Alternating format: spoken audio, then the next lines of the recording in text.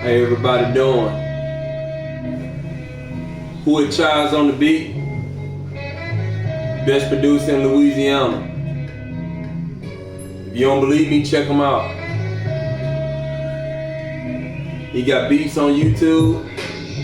Also have his own website. Check him out.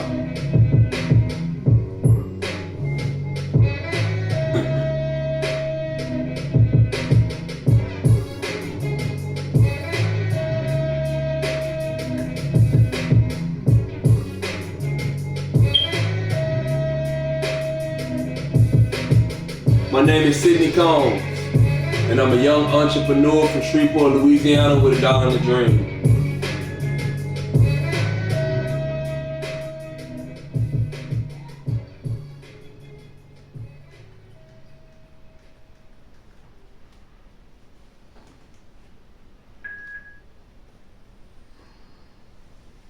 Today, the question of the day is, why don't black men question everything?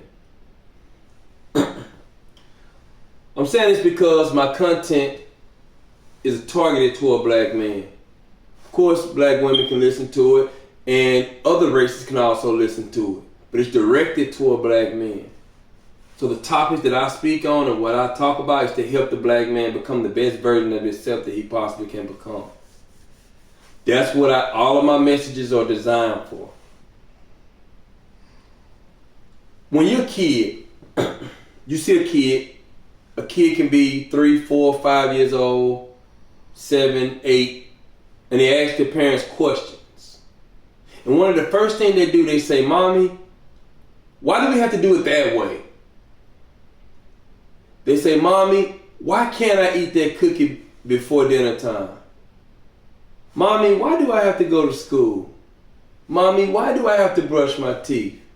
They ask questions and questions and questions and questions and questions. And what most parents do is say is, stop asking questions. Stop asking questions. Then you have a teenager. Teenager get around 12, 14, 13, they're 17, and they start asking questions. They're curious.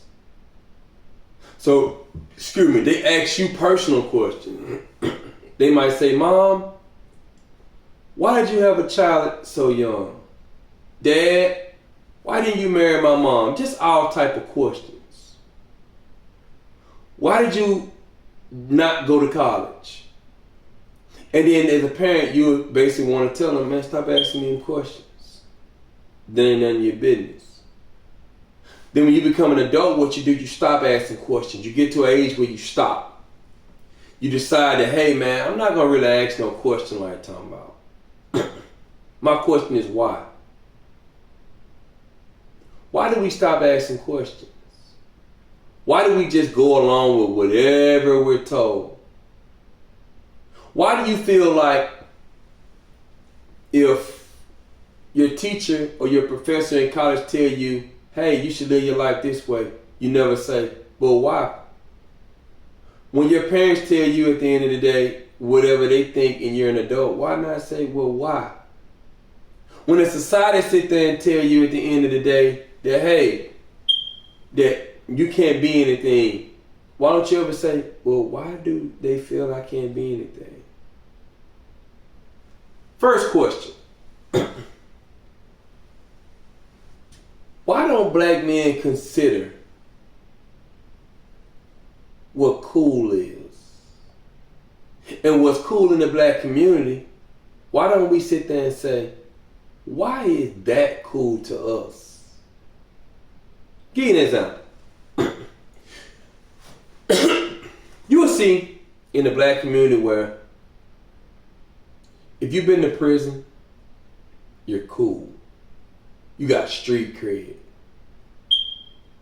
If you're a person that sold drugs, you're cool. Man, he get to the money, that's what they say.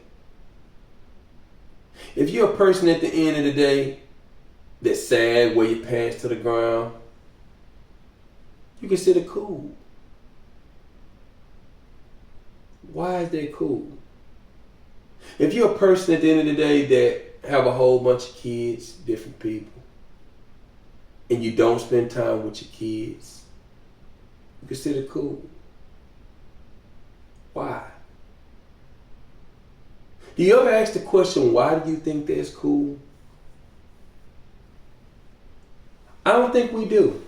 And you hear a person say, oh man, if he go to college, wear suits, stay out of trouble, oh man, he an educated lame. Why is he not cool? If he decides, hey man, I want to wear a clean cut, well groomed, wear my pants above my hip, that's not cool in the black community. Why? Why is destruction cool? Why is getting in trouble cool? Why is living a hard life cool? I don't understand that. We think all those things are cool. Why do we think having 4, 5, 6 different women at a time cool? Why do we think not building families is cool? We look up to the rappers that, for the most part, a lot of them don't even focus on their family. A lot of them have 7, 8, 10 different baby mamas. Why do we support that? Why is that cool? I don't understand that. Another question. Why do you feel that only criminals win in life? I know an 18-year-old. And a question that a statement that he made to me, he said the only people that I think win are the criminals, scammers, drug dealers. Because of the environment he comes from, that's all he knows, that's all he thinks. My question is this though. When you study the wealthy people in America, they're not scammers, they're not thieves, they're not selling drugs, and they're very successful. Give you an example, just in case you don't believe me. There's a guy named Robert E. Smith. He's from Texas, lives in Texas. You probably never heard of him as a black man. If I'm not mistaken, he's the wealthiest black man in America. Worth billions of dollars. He owns an investment company called Vista. I think it's Vista. Look him up, Robert E. Smith. You'll never hear anybody even promote him in the black community. How is it possible that we know who Little Baby is, but we don't know who Robert E. Smith is? You know why? He's not considered cool. Every day he wears suits. When you normally see him, I don't want to say every day because I don't know him personally, but when you normally see him, he's wearing a suit. He went to college and I'm pretty sure he had master degrees, he went to school for some years. He went to prestigious schools. Ask yourself a question though. Why we don't talk about him? Why he's not considered cool? Byron Allen is a billionaire. Black man. Owns the Weather Channel. You probably never even heard of him, black man. Why? He's not considered cool. We don't promote that in our community. That's the educated lanes. Because they not hood, because they not street, because they not urban, because they not gangster. We don't even must support that. If I sit there and ask people, I say, man, have you ever heard of Reginald Lewis? People never even heard of him before. This guy was the first billion, he had the first $1 billion portfolio. Black man. You never in your life heard of him. Why? Because he's not considered cool. Because at the end of the day, he's considered the educated lane. That's what a lot of women gonna probably say. Not considered cool. If you see a young man and at the end of the day he speak with proper grammar, wear his pants above his waist, wear a clean haircut, smell good, he's not considered cool in the community. Let him wear a suit. A suit? Oh, he corny. He got a suit on. You serious? But then we see a guy, pants hanging half off his butt, see his boxer shorts. Oh man, that's cool. We see a person at the end of the day walk around with a Glock 40 on him. Walk around with a Draco. Oh man, that's cool. He's cool. He's street. And then we had the young people saying the only way you could be successful is by getting in trouble and scamming people. And I'm like, I just named two. Tyler Perry, that's a guy that built something. He don't scam people. Oprah Winfrey, a very successful woman, she don't scam people. You can have the person that's in your neighborhood that might own a barbershop, you might own a restaurant, you might own a cleaners. And in the black community, you won't even look up to that black man. And he probably has a lot more money than a lot of people that you think are on. He probably got more money than a local drug dealer that you know. But because you see the drug dealer with 4 or 5 cars, you say, oh man, he winning. Not understanding the difference between assets and liabilities. But this is the world that we live in. In the black community, this is what we praise. Why do you think getting a job is the only way that you can become successful? The only way you can make money. We don't think to build businesses. All we think is to work for someone else and make them rich. Why? Because that's what you was told growing up. Your parents told you, get a job, get a safe job, get some security. Get job security. You need to have your job that you can always work on forever. Why? And then you think at the end of the day, you might be 12 years old and you're saying to yourself, I can't wait till I get 16 so I can get a job. You know the problem with that? You can always make money. When you understand the art of making money, you can make money in your sleep, you can make money when you up, you can make money when you off, you can always find a way to make a dollar. You can always. At 12 years old, you know what you can do? You can sell candy. You can sell product, you can sell merchandise. At 12, what if you walked around, you rode your bike, and you went to an apartment complex and said, hey, you know what? I'm going to go to Walmart or I go to Dollar General, Family Dollar, Dollar Tree, any of them little stores, and just buy some merchandise that's costs anywhere from $1 to $3. And turn around and go to apartments and ask people, hey man, I got a product.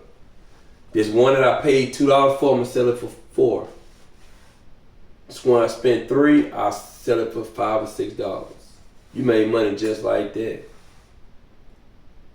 But you've been programmed to believe that the only way you can make money is by getting a job. You don't think that you can go to school and sell some candy. You don't think that way. You don't think if you're a young girl, you might could braid someone's hair, make some money. You're a young boy, you might could say, hey, let me take out the trash. You don't think that way. And as an adult, I take it even further, even as an adult. You have the opportunity in order for you to make money on the side, and you choose not to. You can buy a lawnmower and cut half the yards in your neighborhood. Choose not to, as an adult, and make the money. A job is not the only way that you can make money. You can create a business. Why do we feel like if we avoid conflict, we're cowards?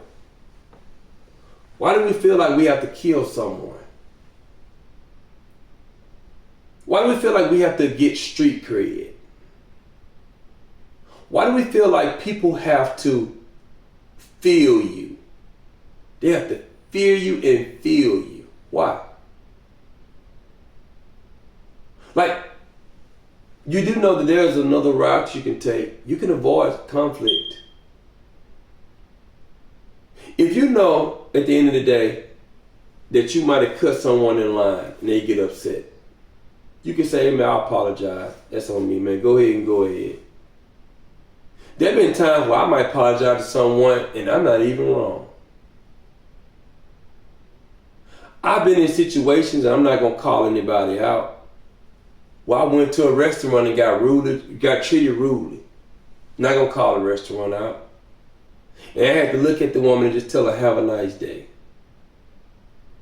I could have went off and been rude and disrespectful like she was. I didn't. I was respectful. But in our community, everything is about violence. I have to show how tough I am. I have to show how hard I am. Sometimes you can avoid a situation. Now you go to jail. Risk your freedom. For what?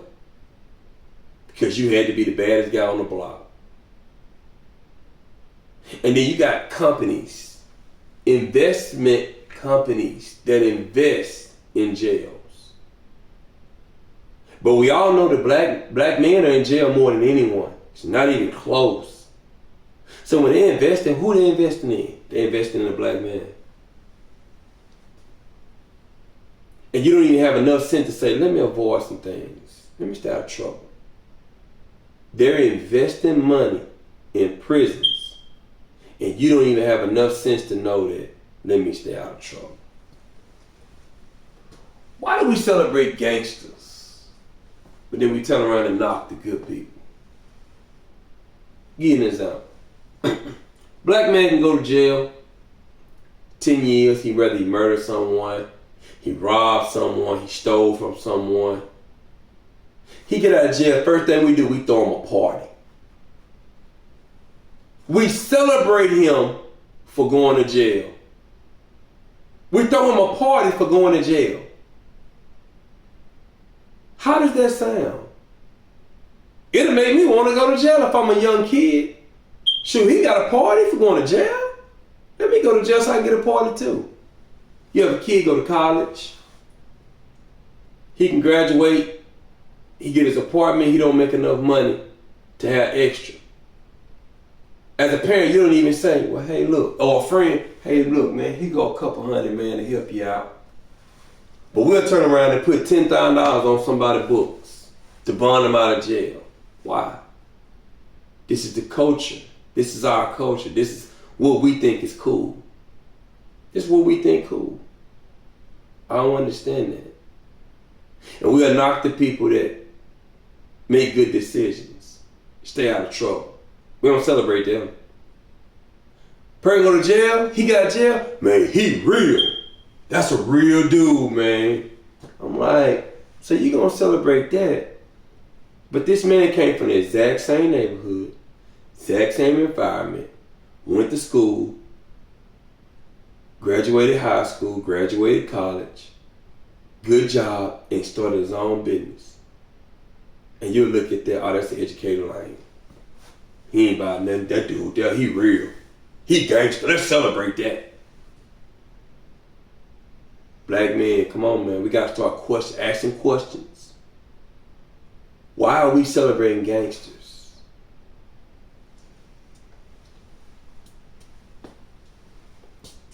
Why do we praise good people? Why do we praise the bad people and not good people? Why is that part of our culture?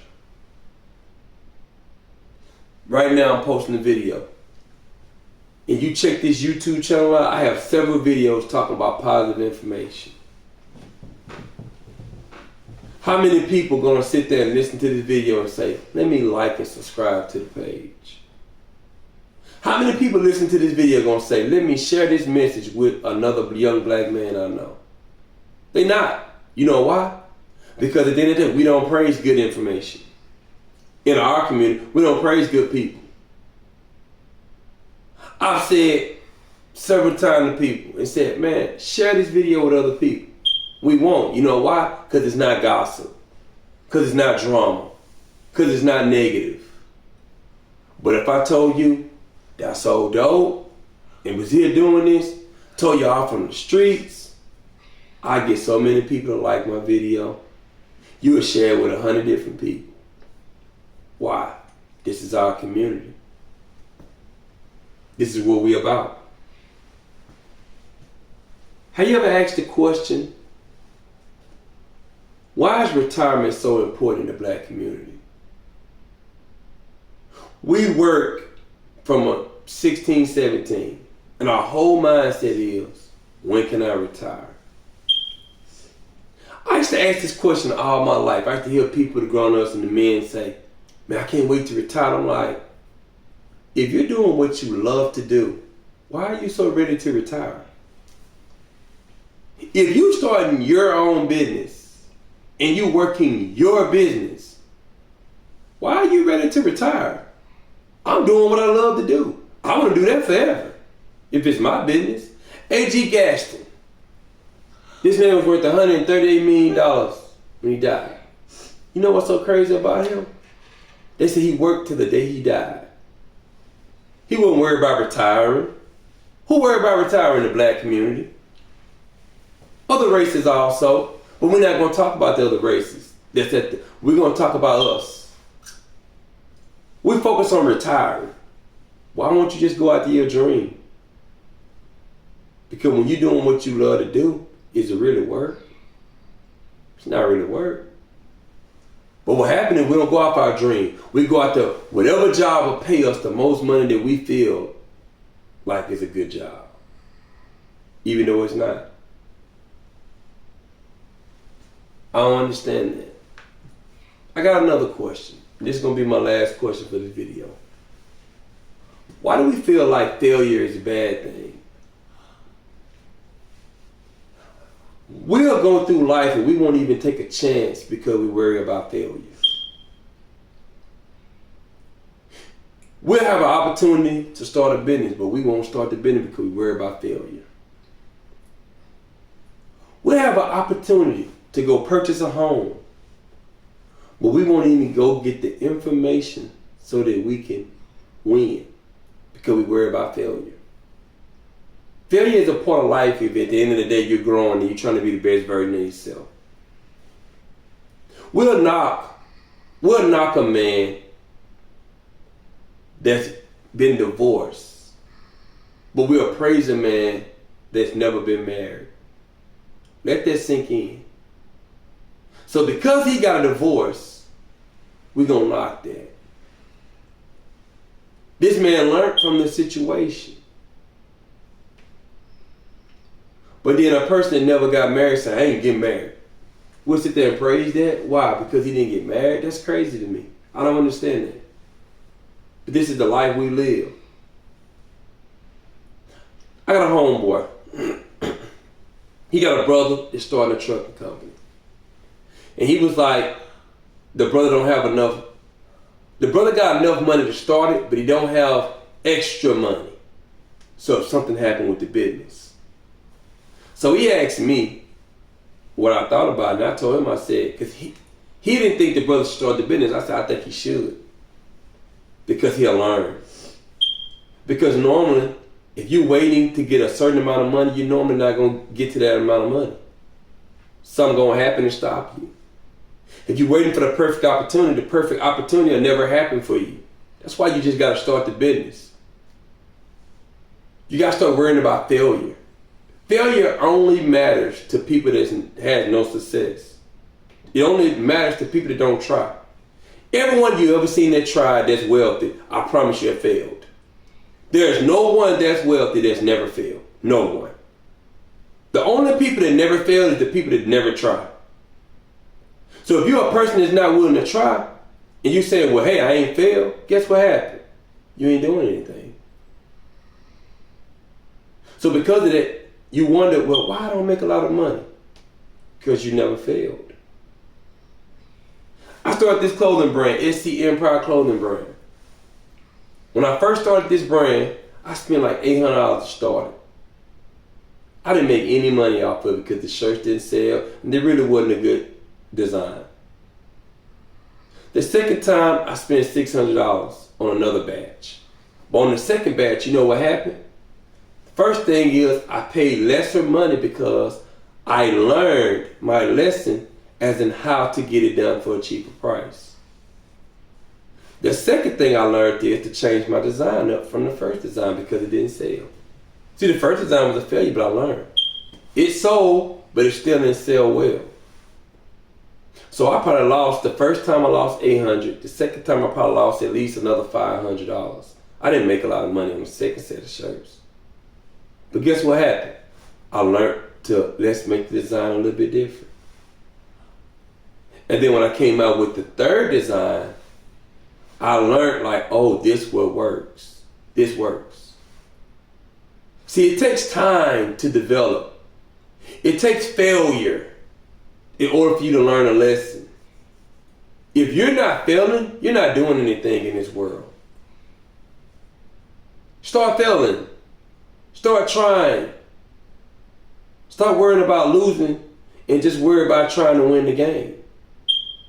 Because I got a video that you all can check out that I made that said, are you in the game or in the stands? Because if you're in the stands, you can never ever win a game. So at the end of the day, if the goal is to win in life, get on the court. Take a shot. Of course you might miss the first. Keep shooting. My name is Sidney Combs, and I'm a young entrepreneur from Shreveport, Louisiana with a dollar and a dream. I need everyone to like and subscribe to my page. I'm not asking you for any money. I'm not asking you for anything but to press a button. Press 2 buttons.